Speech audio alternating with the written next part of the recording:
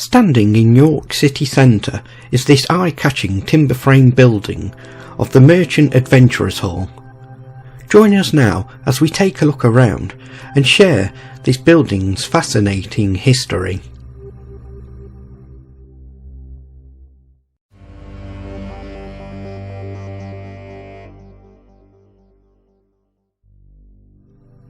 Construction of the main part of the hall, the Great Hall and the Undercroft, began in 1357 and was finished in 1361. The hall rests on the foundations of a Norman mansion.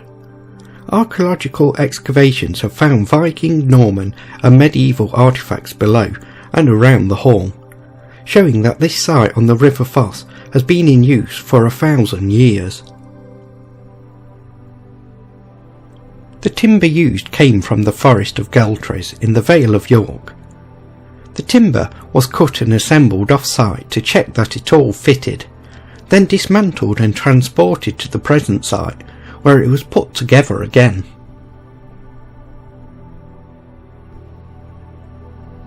Some 20,000 bricks were used to build the ground floor, some of which are some of the oldest bricks found in England.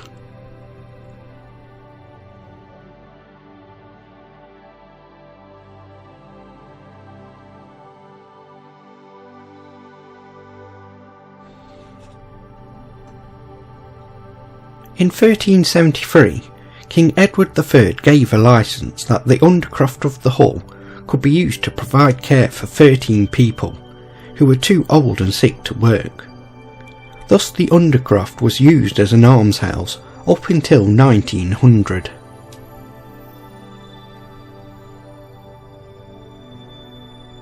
Over centuries, the undercroft floor has been raised about 1.5 metres in an effort to reduce the impact of flooding. The highest recorded flood was in 2015, the tide marks of which are still visible on the central oak post. Since then, improvements to the flood defences and water management have prevented any further flooding.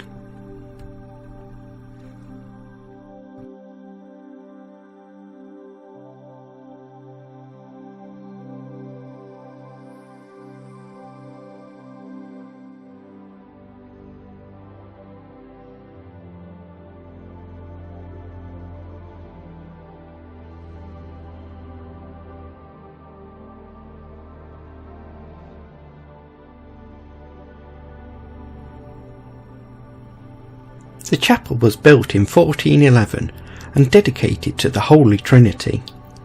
It once had 3 altars, stained glass windows, painted walls, statues of saints and other costly furnishings.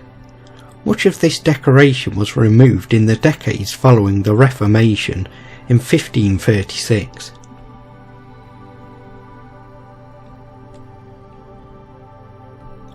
The chapel was refurnished in 1669, shortly after the restoration of King Charles II. There are painted boards on the walls, with some displaying religious texts, including the Merchant Adventurer's Prayer.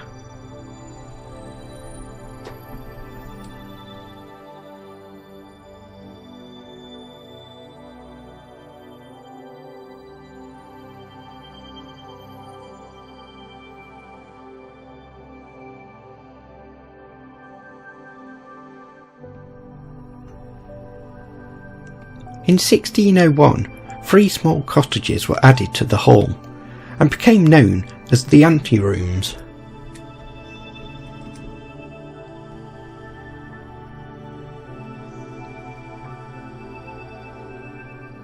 These rooms were first used for the display and sale of cloth, and later as home for caretakers and their families.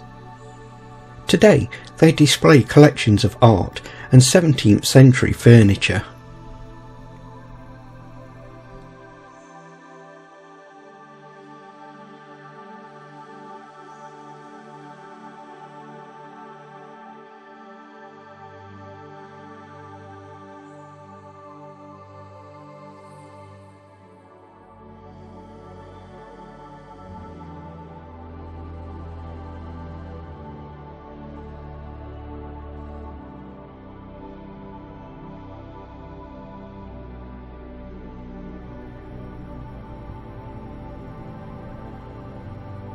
This quirky model of Napoleon Bonaparte catches your eye.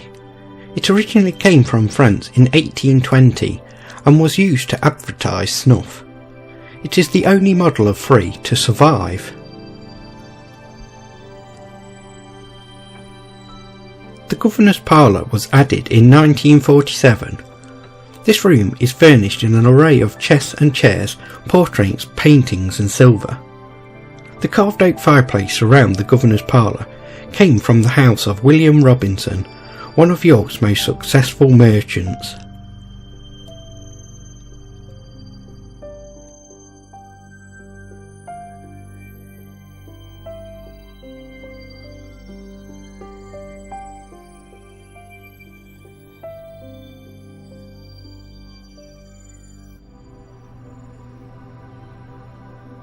The Great Hall may seem slightly odd, as it was built as a double nave.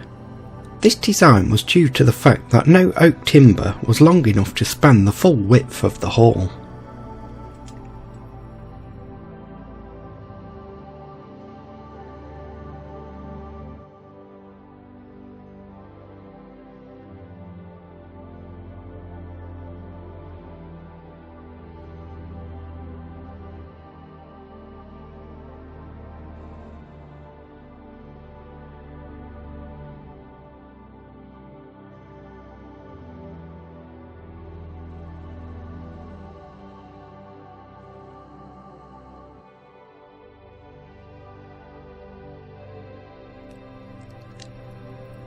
The Great Hall has had many improvements and alterations over the years.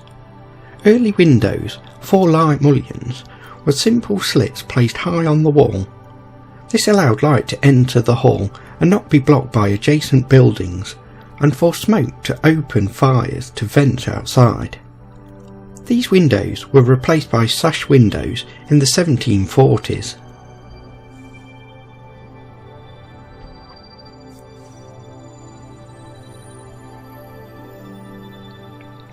The hall houses many artefacts from its past, many of which are on display. These artefacts range from silverware, paintings, scales, chests and documents, all of which are a marvel to see.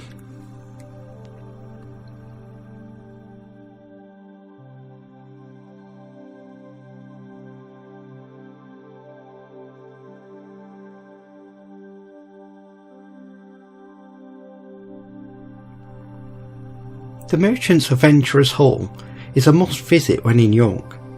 Its striking appearance pulls you back in time to when the world felt much bigger.